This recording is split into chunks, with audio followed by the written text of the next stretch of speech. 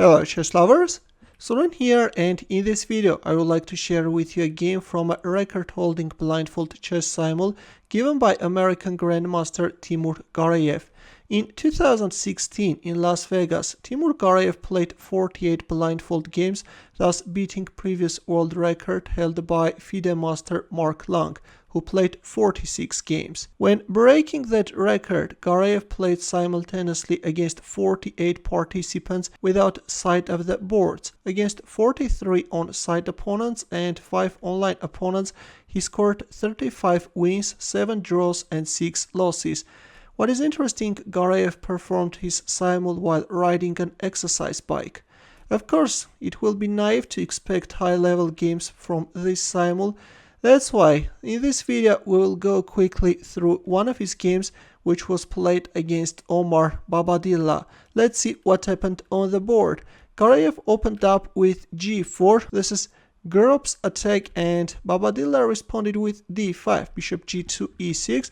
Well, if a move like bishop takes g4, then white can play c4, and if c6, then queen b3 is coming, and actually white can create some problems for black. That's why in our game we have e6, now comes c4, knight f6, and g5, knight d7. This time we have d4, bishop b4 check, knight c3, c6, knight f3, black castles king's side, queen b3, bishop a5, and there it goes, h4 is on the board. White wants to unleash an immediate attack on the king's side. Meanwhile, we have d takes c4, queen takes c4, knight b6, queen d3, knight d5, and this time we have h5. Gareyev is playing very aggressively. Knight d7, bishop d2, bishop c7, and rook h4. A bit strange looking move, but okay, this was a blindfold simul. e5 was played and g6, although castling queen's side gives white more solid chances, but in our game we have g6. In here it was better to stop white's advancement by playing h6, but in our game we have knight f4. Now comes g takes h7 check, king h8, and bishop takes f4, e takes f4, and finally we have castling queen's side. Knight f6, bishop h3, b5. In return, black wants to organize his attack on the queen's side, and knight e5. Bishop takes e5 and d takes e5, which is a mistake. It was better first to capture on c8, but in our game we have d takes e5, and the problem with this move is that after knight d5, white rook is in trouble.